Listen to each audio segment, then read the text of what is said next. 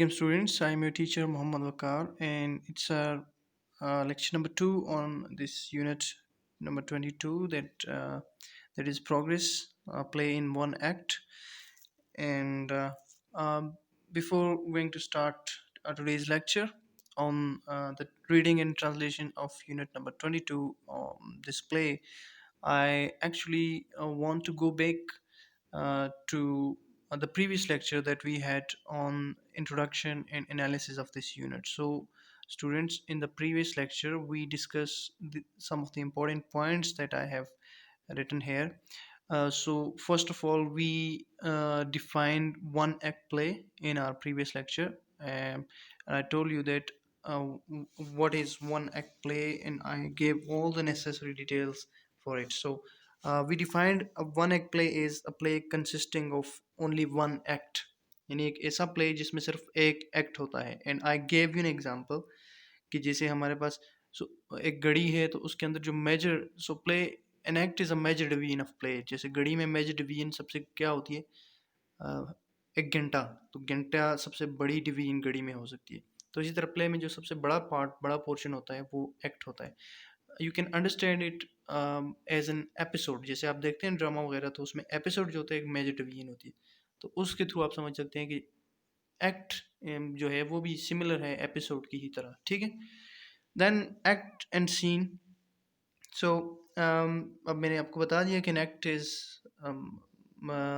a major division, and an act can have two or more than two scenes. So scene is the minor division within a play, and it usually begins when the setting changes. When the setting changes, setting time and place को कहते हैं.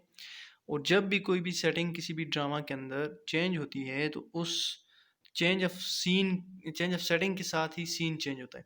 जैसे पहले कोई action हो रहा था किसी ओपन प्लेस में, किसी ग्राउंड में कोई था, कोई जंग का, कोई मैदान में कोई जंग हो रही थी, तो 2-3 मिनट तक ये सीन चलता रहा. उसके बाद जब एकदम शिफ्ट हो गया किसी महल में, किसी बादशाह के महल में, किंगडम के अंदर चला गया सीन, एक घर के अंदर चला गया, तो setting time and place change होने से सीन चेंज हो जाता है. We discuss this in our previous lecture. Then we also on the basis of this scene and setting, यहाँ से हमारा जो discussion आगे की तरफ चली गई. and then the elements of one act play. So in elements we discussed different elements like theme, plot, characters, dialogue. और ये हमने देखा था कि ये सब क्या होते हैं. then we also discussed what is melodrama. So we have different genres in literature, but melodrama जो है play में, this play is a melodrama basically, we discussed. And melodrama is the one which is a sensational dramatic piece with exaggerated characters and exciting events intended to appeal to the emotions. ये ऐसा एक drama होता है जो कि audience की emotions को appeal करता है. एग्जेजरेटेड कैरेक्टर्स होते हैं, एग्जेजरेटेड इसमें एक्साइटिंग इवेंट्स होते हैं जो कि अपील करते हैं to the senses. So then in the analysis section we discuss theme of this play. इसमें दो मेजर जो हैं आइडियाज़ हैं, एक in the favour of war है और एक पीस की फेवर में एक आइडिया है. तो इन दोनों में ये कॉन्फ्लिक्ट चलता है. ठीक है. तो थीम इसका कि आपको मैंने बताया था कि दो मेजर आइडियाज़ के कॉन्फ्लिक्ट के बेस के ऊपर ही जो राइटर थीम देता है कि एबोलिशन ऑफ वॉर, कि जंग का खात्मा. यानी एक तरफ तजाद है उसमें, और तजाद के थ्रू ही हमें वो थीम समझाने की कोशिश करता है कॉन्फ्लिक्ट के through. Then unities of time, place and action इसमें वेल मेंटेन्ड है. यानी एक ही टाइम में 24 घंटे से कम वक्त में, within one day, within single revolution of the sun action हो रहा है. प्लेस भी वही है जो कि उसका स्टडी रूम है, एक ही जगह पे एक्शन हो रहा है. और एक्शन भी वही है, सिंगुलर एक्शन है. उसके अलावा कोई setting time and place change उस तरह से नहीं हो रहा. ठीक है. तो यूनिटीज़ ऑफ टाइम, यूनिटी मतलब उसमें एक ही एक्शन, एक ही प्लेस, एक ही टाइम पे हो रहा है. बैकग्राउंड इसका मैंने आपको बताया था कि ये वर्ल्ड वॉर 1 के कॉन्टेक्स्ट में लिखा गया है, जो कि 1914 से 1918 तक चलती रही. और ये 1919 में इसका जो स्टार्ट है प्ले का, जब हम सीन पढ़ेंगे तो 1919 से ये आगाज़ होता है. So in the background of the world war 1, because in order to let us know about the um, consequences of horror, terrible consequences of the World War 1. और उसी के कॉन्टेक्स्ट में राइटर ने इसीलिए लिखा है, ड्रामेटिस्ट ने, कि लोगों को बताया जाए कि जंग के नुकसानात कितने होते हैं, उससे कितनी तबाहियाँ फैलती हैं, तो उसको उसका खात्मा किया जाए। एंड उसके बाद हमने कॉन्फ्लिक्ट भी एक्सप्लेन किया था, कैरेक्टर्स भी we saw that there were three major characters, there are three primarily characters and two of them are major, जो कि एक हैना सर्वेंट का कैरेक्टर है वो माइनर है, और मिसेस मेल्टन इन प्रोफेसर का जो कैरेक्टर है they are major characters, and both of the characters they represent an ideology, एक आइडिया एक कैरेक्टर रिप्रेजेंट करता है, पीस का आइडिया जो है मिसेस मेल्टन रिप्रेजेंट करती हैं, जबकि वॉरमोंगर्स या in favour of war, those people who want war to start again, तो वो जो कैरेक्टर है वो प्रोफेसर कोरी का कैरेक्टर है। Alright, so that was background. Okay, let's get going. Progress title जो है इट मींस, प्रोग्रेस का वैसे हम तरक्की कहते हैं ना, आगे बढ़ना। तो यहाँ पे देखें, the title is, it seems to be ironic little, because ये जंग के बारे में प्ले है, तो जंग से कैसे प्रोग्रेस हो सकती है? जंग तो बिल्कुल अपोजिट है प्रोग्रेस के। लेकिन यहाँ पे एक तो इसका ये मीनिंग निकलता है कि ये जंग को एक तरह से प्रोग्रेस अगर हम कहें तो ये तो आयरॉनिक है, but still it is progress in the field of science and technology, क्योंकि इस प्ले के अंदर जो कैरेक्टर है प्रोफेसर हेनरी के साथ आप देख सकते हैं कि कैरेक्टर्स में DSC लिखा हुआ है, that means doctor of science. So professor Henry Corey is a doctor of science and he is a scientist. So he basically makes contribution to science, to field of science and technology, और उसका कुछ एक invention होती है जो इस play में आगे जाके हम देखेंगे कि क्या इन्वेंशन होती है। तो उस इन्वेंशन के थ्रू वो साइंस एंड टेक्नोलॉजी की फील्ड में एक मज़ीद तरक्की प्रोग्रेस होती है, ठीक है। और उसी प्रोग्रेस से इस प्ले का नाम भी प्रोग्रेस हो सकता है। और दूसरी तरह से अगर हम देखें तो ये टाइटल प्रोग्रेस नहीं, उस तरह से आयरनिक हमें लगता है कि प्रोग्रेस, सोसाइटी में प्रोग्रेस नहीं हो सकती जंग के ज़रिए। जंग के ज़रिए तो तबाही है ना, डिस्ट्रक्शन है, तो उससे प्रोग्रेस नहीं हो सकती। ओके, सो ह्यूमैनिटी के पर्सपेक्टिव से it is destruction and not progress, while अगर हम साइंस एंड टेक्नोलॉजी के पर्सपेक्टिव में देखें तो इट इज़ अ प्रोग्रेस, चाहे वो अच्छी चीज़ ईजाद हुई है, बुरी चीज़, but still it is a scientific progress. And then it can also mean another thing. Progress तब होती है when we destroy things that are made for destruction, that means destruction of means of destruction। तो देखिए means of destruction मैंने inverted commas के अंदर लिखा हुआ है, उसका मतलब means of destruction क्या होते हैं? हथियार जो आपके असला होता है, आर्म्स होते हैं जंग के में, जो बम वगैरह, जो कैनन्स इस्तेमाल होती हैं, जो बाकी चीज़ें इस्तेमाल होती हैं, वो सारे मीन्स ऑफ डिस्ट्रक्शन है ना, तबाही के ज़राए हैं, दूसरे मुल्क को, दूसरे इलाके को जंग में तबाह करते हैं। तो उनको ही अगर हम ख़त्म कर दें, उनकी तबाही हम अगर करते हैं, तो तभी प्रोग्रेस मुमकिन है ना सोसाइटी में। तो इसका ये भी मीनिंग हो सकता है कि progress means destruction of means of destruction, जो तबाही के ज़राए हैं, जो टूल्स हैं, जो असलहा है, जो साजो सामान है, उसी को अगर हम डिस्ट्रॉय करें, उसी को तबाह करें, तो that means progress, that is the real progress. Got it? So ये सारे इसके मीनिंग डिफरेंट आपको मैंने पर्सपेक्टिव से बता दिए हैं। ओके, सो कैरेक्टर्स हमने कल एक्सप्लेन कर दिए थे। Okay, let's start reading in translation.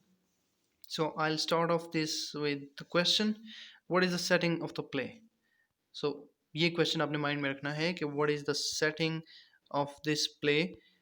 Okay, so scene मंजर को कहते हैं, ठीक है। सीन मैंने आपको पहले बता दिया, माइनर डिवीजन होती है, विद इन एक्ट होता है, एक एक्ट के अंदर बहुत सारे सीन हो सकते हैं। ऑफिस का सीन हो सकता है, उसके बाद ऑफिस में बॉस है, मीटिंग चल रही है, कुछ इस तरह का है। फिर उसके बाद बाहर सीन, जब रोड पे कोई गाड़ी चला के वो वापस घर आता है, तो वो सीन शिफ्ट हो जाता है, टाइम एंड प्लेस चेंज होता रहता है। फिर घर में, तो इस तरह से डिफरेंट सीन, जब टाइम एंड प्लेस चेंज होता है तो सीन भी चेंज हो जाता है। तो यहाँ से देखें, the writer has started, the dramatist has started this with explaining the scene, क्योंकि ड्रामा एक्चुअली जो होता है, it is meant to be enacted on stage, ये लिखा जाता है स्टेज के ऊपर परफॉर्म करने के लिए। जबकि जो नॉवल होता है वो पढ़ने के लिए लिखा जाता है। तो नॉवल में आपको हर चीज़ राइटर डिस्क्राइब करता है कि किसी ने किस तरह से कपड़े पहने हुए हैं, किस रंग के कपड़े हैं, वो किस तरह से किस मूड में बैठा है, वो उसके बाल किस तरह के हैं, सारी चीज़ें वो डिस्क्राइब करता है, डिस्क्रिप्टिव होता है। जबकि ये प्ले जो होता है ये एक्ट किया जाता है स्टेज के ऊपर, इसमें राइटर इतनी ज़्यादा डिस्क्रिप्शन नहीं देता, बट स्टार्ट के अंदर जब जो प्ले होता है उसकी सीन की डिस्क्रिप्शन वो दे रहा है, तो सीन की डिस्क्रिप्शन वो राइटर देता है, the scene of the play is laid in the study room of professor Henry Corey in a remote village in the north of England on a spring day in the year 1919. The scene, so what is the setting of the play, यहाँ से ही मैंने आपसे question किया, तो now we will get the answer of this question in this very discussion in this paragraph. The scene of the play, इस खेल का मंजर, प्ले खेल, सीन मंजर, is laid in the study room, दिखाया गया है या वाक़ है, कहाँ पे वाक़ है, इन द स्टडी रूम, मुताले के कमरे में. प्रोफेसर हेनरी ज़ाहिर है नाम के साथ प्रोफेसर है, तो स्टडी रूम के ही उसमें से स्टार्ट होगा. कोई अगर जंगजू होता इसमें मेन कैरेक्टर, तो उसका जो सीन होता वो जंग के मैदान से शुरू होता. कोई पॉलिटिशियन होता तो उसका पॉलिटिक्स के किसी जलसे से शुरू होता.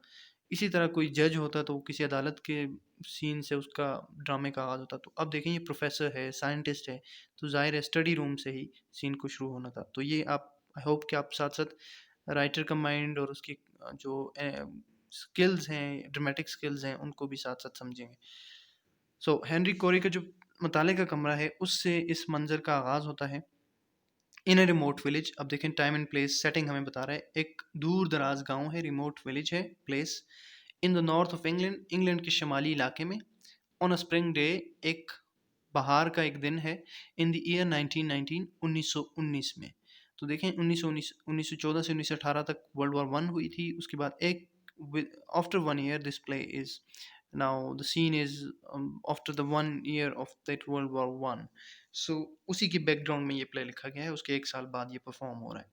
The room is tidy enough, with the tidiness of a house dominated by a bachelor who is dominated by his work rather than by domestic comfort. The room is tidy enough. Tidy कहते हैं साफ सुथरा, कमरा बहुत साफ सुथरा है.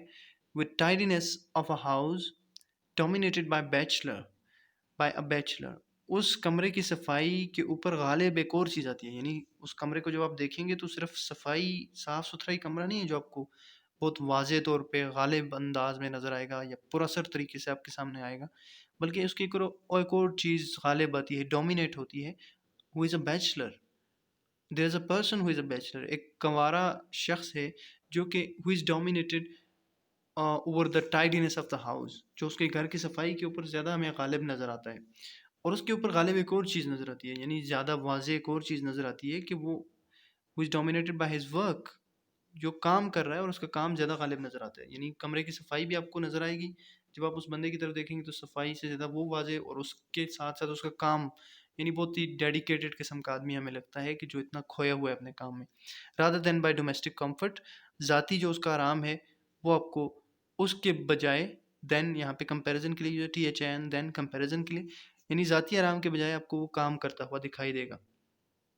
And on the large table near the centre of the room, और उस कमरे में एक बड़ा मेज़ है, near the centre of the room, कमरे के मरकज़ में, देयर इज़ अ लिटर, और उसके near the centre of the room there is a litter of scientific ऑपरेटिस.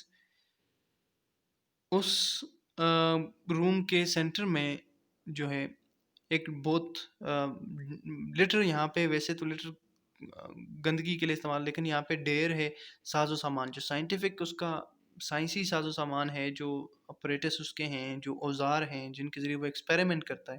तो देखें हमें पता है कि वो प्रोफेसर है, साइंटिस्ट है, डॉक्टर ऑफ साइंस है, तो वो एक्सपेरिमेंट के लिए बहुत सारी चीज़ें इस्तेमाल करते हैं. वही ऑपरेटस उसके वहाँ पे ऑपरेटस वगैरह पड़े हुए हैं. बाय प्रोफेसर कोरे in the experiment in which he is now engaged, उस इस्तेमाल शुदा, एम्प्लॉयड का मतलब इस्तेमाल शुदा औजार जो कि वहाँ पे पड़े हैं, और जिस in experiment in which he is now engaged, उस तजर्बे में इस्तेमाल शुदा जिसमें वो अभी मसरूफ़ है. नाउ एंगेज्ड अभी मसरूफ़ है. On the walls of the room are a number of diagrams, उस कमरे की दीवारें जो हैं उनके ऊपर डायग्राम्स हैं, हाका बना हुआ है, स्केच बने हुए हैं, शोइंग सेक्शंस, जो मुख्तलिफ हिस्से दिखाते हैं, ऑफ वेरी लार्ज बॉम्ब्स, बहुत बड़े बॉम्ब के, जो बॉम्ब वगैरह के सेक्शंस हैं वो सामने दीवारों के ऊपर डायग्राम्स बने हुए हैं. तो उससे हमें ये लगता है कि ये अब उन स्केचेस को देख के उसी तरह का बॉम्ब बनाने की कोशिश शायद कर रहा है, या हम वैसे अब अपने आप से हम ये चीज़ समझने की कोशिश कर रहे हैं.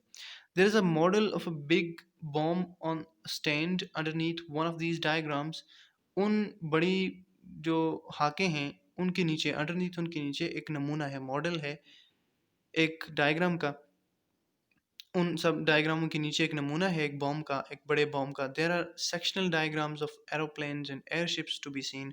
और उस कमरे की देखिए आप सेटिंग, पूरा वो सीन आपको समझा रहा है कि देयर आर सेक्शनल डायग्राम्स, वहाँ पे मुख्तलिफ हिस्सों पर मबनी। सेक्शनल वो होती हैं जिसमें जैसे कोई आपने बॉम्ब बनाना है कोई, तो उसमें स्टेप बाय स्टेप प्रोसेस बताया गया होता है कि पहले स्टेप में आपने क्या करना है, दूसरे स्टेप में, तीसरे में। तो सेक्शनल डायग्राम्स उनको कहते हैं। जैसे कोई गाड़ी अगर बनानी है, या आपको किसी बंदे ने कोई इस तरह की कोई मशीनरी आपको घर में आप लेके आए हैं, तो आपको समझ नहीं आ रहा है कि उसको किस तरह से फिक्स करें, एक दूसरे के साथ किस तरह से उनको अटैच करें पार्ट्स को, तो एक आपको डायग्राम साथ दी जाती है, जिस पे देख के आप उसके सेक्शंस को नंबर 1, नंबर 2, नंबर 3 इस तरह से डायग्राम को देख के जोड़ के, तो उसको एक फुल उसको दोबारा से बना सकते हैं उस चीज़ को, ठीक है। तो उनको सेक्शन डायग्राम्स कहते हैं। Of aeroplanes and airships to be seen, और एयरशिप जो जहाज़ वगैरह हैं उनकी सेक्शनल डायग्राम्स वहाँ पे देखी जा सकती हैं, टू बी सीन देखी जा सकती हैं। Also fairly large models of aeroplanes and airships, और उन एयरशिप्स जो जहाज़ हैं, एरोप्लेन जहाज़ वगैरह, उनके काफ़ी बड़े, फेयरली लार्ज काफ़ी बड़े मॉडल्स, नमूने वहाँ पे दीवारों के साथ लगे हुए देखे जा सकते हैं। So let me show you the models. Okay, so ये हमारे पास आप देख सकते हैं, ये कोई भी बॉम्ब वगैरह बनाने के लिए सेक्शनल डायग्राम्स, जिसमें स्टेप बाय स्टेप प्रोसेस बताया गया है कि किस तरह से हम नीचे वाली डायग्राम में जो पार्ट्स बताएंगे इनको मिला के ऊपर जो डायग्राम बनी है कंप्लीट, वो बन सकती है। सो इसको सेक्शनल डायग्राम्स कहते हैं। Here is another example of sectional diagram of those bombs. So यहाँ से आप तस्वीर के ज़रिए इसको देख सकते हैं। एंड देन हेयर, यहाँ पे ये एयरशिप या एरोप्लेन, आप तो जानते हैं ये एयरशिप की आपके सामने पिक्चर आ गई है, तो यहाँ से आपको क्लियर होगा। Alright, so let's go back to our discussion. Okay ji, so in this paragraph the writer narrated the setting of the play. अगर हम इसको पैराफ्रेज करें इंग्लिश में दोबारा से, so he explained the setting of the play that it is a spring day, and the scene is set in a remote village in north of England, on a spring day in year 1919. And the scene starts from the study room of Professor Corey, and in his study room he is seen engaged in his work, and there can be seen some diagrams and sectional diagrams of airships, aeroplanes, and different bombs that are attached on the walls of that room. So this was the paraphrase. Now going to moving on to the second paragraph. All right, so Professor Henry Corey, aged between 50 and 60, is sitting at the center table watching a chemical process in a large retort.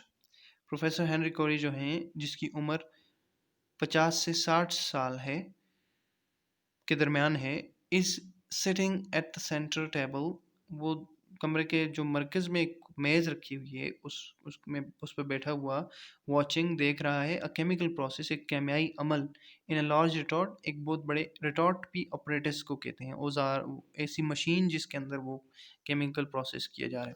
Students, now we started the second paragraph. तो इसके भी हम एक question इसके साथ हम मैंने लिखा हुआ है, what are the character traits of professor Corey. So professor Corey की जो कैरेक्टर है वो इस पैराग्राफ में राइटर ने डिस्क्राइब किया है कि वो किस टाइप का कैरेक्टर है, कौन कौन सी उसकी क्वालिटीज़ हैं। Alright, so keep this question in mind as you go through this paragraph. So retort की मैं बात कर रहा था, रिटॉर्ट की मैं आपको पिक्चर दिखा देता हूँ, then you will get to know about it. Alright, so here is the retort जिसमें एक्सपेरिमेंट वगैरह किया जाता है लैब के अंदर।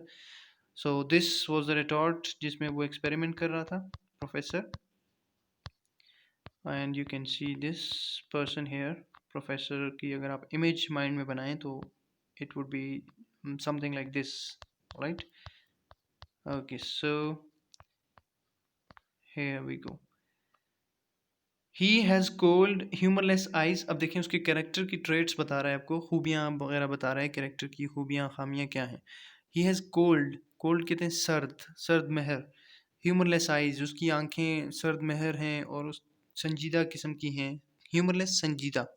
एंड हिज माउथ, और उसका मुंह, if it were not concealed by a thickish beard, अगर वो एक गाढ़ी घनी दाढ़ी, बियर्ड दाढ़ी से छुपा हुआ ना होता, would be seen to have cruel lines about it, तो उसमें संजीदा झुर्रियाँ देखी जा सकती थी। यानी उसका चेहरा अगर उसके ऊपर दाढ़ी ना हो तो हम देख सकते हैं कि संजीदगी की वो जो आंखों में नज़र आती है वो चेहरे के ऊपर भी झुर्रियों की शक्ल में नुमायाँ होगी।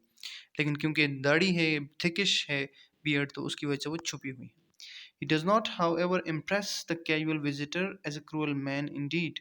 लेकिन वो एक अनजान आदमी को, कैजुअल विजिटर अनजान आदमी को नहीं लगता, इस तरह से नहीं लगता कि वो एक क्रूअल मैन है, एक जालिम आदमी है। यानी जब आप पहली दफ़ा उसको देखेंगे तो आपको ये क्रूअल आदमी नहीं लगेगा। He seems to be a harmless, वो एक बेज़रर किस्म का काइंडली मेहरबान आदमी लगता है। इनकॉन्सिक्वेंट पर्सन, गैर मुस्तकिल मिजाज आदमी लगता है। Completely absorbed of course in his work, तो जब आप अनजान आदमी पहली दफ़ा उसको देखेंगे तो आपको अपने काम में खोया हुआ, अब्जॉर्ब खोया हुआ नज़र आएगा। It is when he is angry that something of his cruelty is observable, और उसकी जालिमानापन, क्रूअल्टी, अब जालिमानापन ऑब्जर्वेबल, नुमाया कब नुमाया होता है? व्हेन ही इज़ एंग्री, जब वो नाराज़, जब वो गुस्से में होता है। तो जब वो गुस्से में होता है तो तब भी उसका जालिमानापन नुमाया होता है। He is inclined to utter wolfish snarls if he is thwarted or hindered in any way. वो भेड़िए की तरह गराहट करता हुआ करने पे माइल हो जाता है, इंक्लाइंड माइल। तो वो सिर्फ गुस्सा या उस वक्त जब वो भेड़िए की तरह गुराहट में माइल हो जाता है, कब? जब वो थॉटेड, थॉटेड कहते हैं नाकाम होने को, नाकाम होना, ठीक है। और हिंडर्ड, हिंडर्ड कहते हैं रोकना, उसके रास्ते में कोई रुकावट आ जाती है, इन एनी वे, किसी भी तरह से। यानी उसके काम में जो साइंटिफिक काम वो कर रहा है उसमें किसी तरह से कोई रुकावट आ जाए या उसमें वो नाकामी उसको हो जाए, तो तब वो गुस्से से भेड़िए की तरह वो राहत करता है। अटर का मतलब होता है बोलना, स्पीक, ठीक है।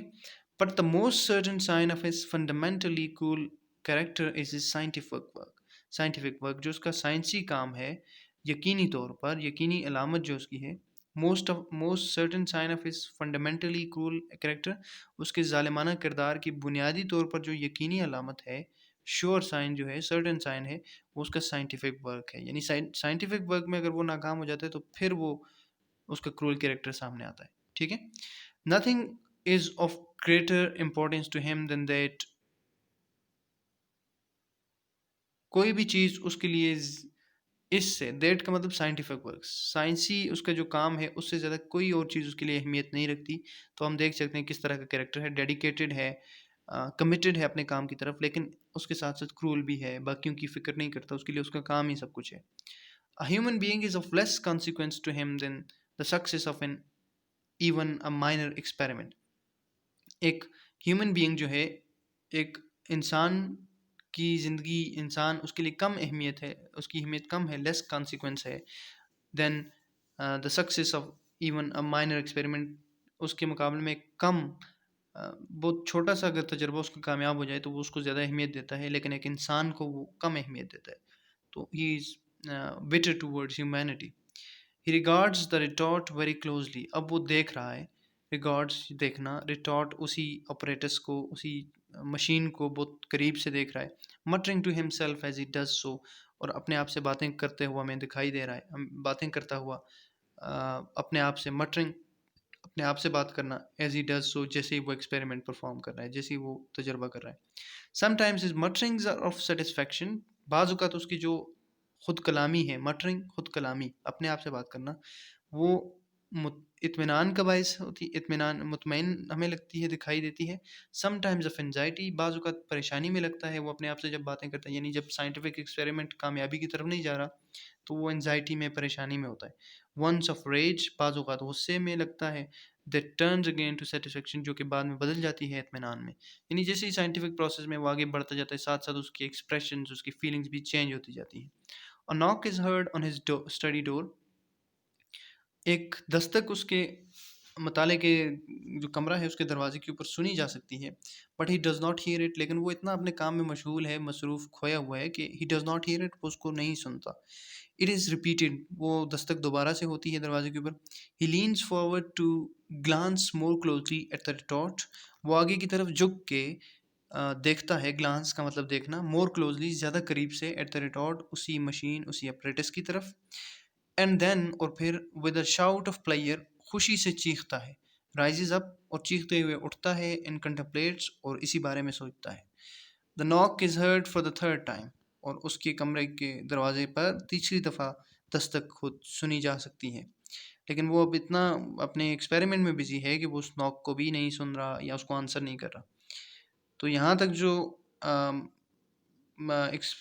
आपको डिस्क्रिप्शन दी गई है, that is the writer who gave description of the place and scene. अब यहाँ से आगे जो है वो डायलॉग्स स्टार्ट हो गए, जो कि दो कैरेक्टर्स के दरमियान जो गुफ्तगू होगी, जो मुकालमा होगा, उसको हम डायलॉग कहते हैं। सो यहाँ पे कोरे जो पहला कैरेक्टर है, bending over the retort and ending the experiment. अब ये जो ब्रैकेट्स के अंदर bending over the retort and ending the experiments, ये राइटर का डिस्क्रिप्शन है। राइटर हमें उसकी सिचुएशन बता रहा है कि किस तरह से वो किस सिचुएशन में है और डायलॉग बोल रहा है। तो जब भी जहाँ भी आप ब्रैकेट्स में आगे भी देखेंगे इस प्ले में, तो वो राइटर का ही डिस्क्रिप्शन होगी, ठीक है। यानी बेंडिंग ओवर द रिटॉर्ट अपने उस अपरेटस की तरफ आगे की तरफ झुका हुआ है, एंड एंडिंग द एक्सपेरिमेंट और तजर्बे को अब ख़त्म कर रहा है अपने। Ah at last by heaven I have done it at last, आखिरकार। अब वो एक्सक्लेम कर रहा है आखिरकार, बाय हेवन मैंने ये जो तजर्बा है खुदा की मदद से मैंने ये मुकम्मल कर लिया है। A very loud knock on the door, और अब क्योंकि ही turns round in a puzzle fashion, अब तीन दफ़ा तो दस्तक हो चुकी है। अब ये देखें अगेन ब्रैकेट्स में है, तो ये भी राइटर ने दोबारा, राइटर का ही within the dialogue of the Corey, writer ने दरमियान में एक डिस्क्रिप्शन दी है। तो अब तीन दफ़ा दस्तक हो चुकी है, इसने जवाब नहीं दिया, तो अब ज़ाहिर है लाउड नॉक होगी ना, दरवाजे ऊंची आवाज़ में दस्तक हुई। ही टर्न्स राउंड, और वो मुड़ता है तेज़ी से, इन अ पजल फैशन, घबराए हुए अंदाज में, यानी वो डर जाता है, इतनी तेज़ी से नॉक हो जाती। ए ओह ओह कम इन, वो कहते हैं कि अंदर आ जाओ। The door opens and elderly servant enters, और ये अगेन डिस्क्रिप्शन ऑफ राइटर है। दरवाज़ा खुलता है और एक बूढ़ी खादिमा अंदर दाखिल होती है, ठीक है। ऑलराइट, सो मिसेस मेल्डन, सर्वेंट सर्वेंट, अब दूसरा डायलॉग किसका है, सर्वेंट का, उसकी जो खादिमा है मिसेस मेल्डन। अब वो देखें तीन डॉट्स आगे हैं, तो मिसेस मेल्टन वो आगे कुछ बात कर रही है, लेकिन इसने प्रोफेसर कोरी ने उसकी बात वहीं काट दी। यस यस है ना, व्हाट इज़ इट, हाँ हाँ आओ है ना, ये क्या बात है।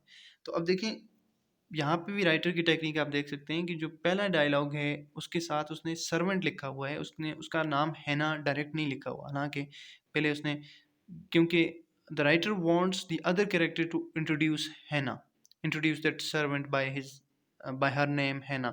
तो हैना को इंट्रोड्यूस अब मिस हमारे सामने प्रोफेसर कोरी ने इंट्रोड्यूस कर दिया, नाम ले लिया। तो देखिए नेक्स्ट डायलॉग से, जहाँ पे मैंने एरो का भी पुट किया हुआ है साइन, वहाँ से उसने हैना के नाम से डायलॉग लिखा है। So got it. Hannah, Mrs Melton wants to know whether you will come downstairs to tea or have it up here. Hannah कहती है कि मिसेस मेल्टन ये पूछना चाहती हैं कि आया कि आप नीचे आके चाय पियेंगे यहाँ, या आपके लिए यहाँ चाय लाई जाए। कोरी कहता है हैज़ शी गॉट बैक, क्या वो वापस आ गई। है ना, yes sir, she expected you to meet her at the station, वो तवक्को कर रही थी कि आप उनसे स्टेशन के ऊपर मिलेंगे, यानी कहीं वो गई हुई थी, वापस आई है स्टेशन पे, तो वो वेट कर रही थी प्रोफेसर कोरी का कि वो पिक करेंगे इनको। लेकिन because he was busy in his experiment, तो इसलिए उसको याद ही नहीं रहा, या शायद वो गया इस वजह से नहीं, तो इस वजह से वो she weighted a long time. है ना, आप कहती है कि उसने काफ़ी देर इंतज़ार किया, इन द कोल्ड, ठंड में, सर्दी में, and then got Marshall to drive her up, और फिर उसको मार्शल मिला जो कि उसको घर लेके आया। So Marshall is the driver. So another minor character is introduce here, जो कि हमारे पास पहले तीन कैरेक्टर थे, मार्शल अब चौथा यहाँ पे कैरेक्टर है। तो इसकी प्रेजेंस बहुत कम है, तो इसलिए इसको भी हम माइनर कैरेक्टर ही कहते हैं, ठीक है। कोरी, आई मेंट टू गो, मैं जाना चाहता था, बट आई वॉज बिजी, लेकिन मैं मसरूफ़ था, एंड देन फॉरगॉट, और फिर भूल गया, but she is quite capable of coming home by herself, लेकिन वो इस काबिल है कि वो घर खुद आ सके, है ना? Yes sir. Will you come downstairs to tea sir और हैव इट अप हियर? तो हैना ने अब अपनी बात वहीं से कि आप चाय पीने के लिए नीचे आएँगे, डाउनस्टेयर्स का मतलब सीढ़ियाँ उतर के नीचे जाना, तो नीचे आएँगे या आपके लिए यहीं पेश की जाए? Corey, the drawing room is so cold. अब कोरी कहता है कि जो ड्राइंग रूम है वो बहुत ठंडा है। Tell Mrs Meldon I will have it up here, और मिसेस मेल्डन को जाके बताओ कि मैं चाय यहीं पीऊँगा। यानी मिसेस मेल्डन इसकी जो सिस्टर है, ठीक है? इसकी सिस्टर इसके साथ घर में रहती हैं। I have news for her, मेरे मेरे पास उसके लिए खबर है। Tell her I have good news for her, उसे बताओ कि मेरे पास अच्छी खबर है उसके लिए। My experiment is ended and it's a success, मेरा तजर्बा ख़त्म हो चुका है और ये कामयाबी ही मिली है मुझे इसमें, है ना? Is it sir? है ना? क्या सर आपको वाक़ई यानी आपको कामयाबी मिली है? कहो yes, but it's no use telling you about it, लेकिन तुम्हें इसका बताने का कोई फ़ायदा नहीं है। यू वुडंट अंडरस्टैंड, क्योंकि तुम नहीं समझोगी, क्योंकि वो साइंटिफिक चीज़ है, तो है ना कि अंडरस्टैंडिंग उस तरह की नहीं है ना? नो सर, बट अब कोरी कहता है but I am a proud man, लेकिन मैं एक मगरूर आदमी हूँ, है ना? Perhaps you will understand that, शायद तुम इसको समझो। यानी मैं अनपढ़ लोगों के साथ उस तरह से बात नहीं करता या उनको उस तरह से मुँह नहीं लगाता, तो परहैप्स यू अंडरस्टैंड दैट, शायद तुम इस बात को समझो। Go and tell Mrs Meldon, जाओ और मिसेस मेल्डन को बताओ। यस सर, हैना कहती है yes sir. Corey, don't forget to tell her that my experiment is a success, उसकी उसको ये बताना ना भूलना कि मेरा तजुर्बा जो है वो कामयाब रहा है। और no you would better not tell her, या तुम बेहतर है कि तुम उसको ना बताओ। I will do that myself, मैं ये खुद करूँगा। You are sure to make a mess of it, तुम यकीनी तौर पर इस बात को ख़राब कर दोगी, ये जो खुशी की खबर है इसको तुम स्पॉइल कर दोगी, मेस बना दोगी, इसके ख़राब कर दोगी। She will be as pleased as I am, वो भी इतनी खुश होगी जितना कि मैं हूँ, है ना? She is not very happy today sir, अब हैना कहती है उसका मूड बता रही है मिसेस मेल्डन का कि वो आज बहुत खुश नहीं है sir. Corey, not happy? Why? I am happy aren't I? वो खुश नहीं है, क्यों? मैं खुश हूँ, क्या मैं खुश नहीं हूँ? तो aren't I is a tag question, और जब आप I am happy, am use होता है तो उसके आगे एमेंट आई नहीं हो सकता, टैग क्वेश्चन में आरंट आई होता है। वैसे जब हम कहते हैं कि आई हैव, तो उसके साथ हैवंट होता है, ठीक है? वी आर तो उसके साथ आरंट होता है, लेकिन यहाँ पे आई एम तो इसके साथ एमेंट नहीं हो सकता, आरंट होता है, ठीक है? So Hannah, well, you see, sir, it's 3 years ago today since her son was killed in the war. तो हैना कहती है कि वो इसलिए खुश नहीं है कि आपको पता है कि इट्स 3 years ago, कि 3 साल पहले, टुडे आज ही के दिन, उसका बेटा जंग में मारा गया था। तो उसकी आज तीसरी डेथ एनिवर्सरी है, जो उसको उसकी माँ उसको याद करके खुश नहीं है। तो स्टूडेंट्स, यहाँ तक हम आज का लेक्चर इधर ही तक रखते हैं because of the time limit constraints.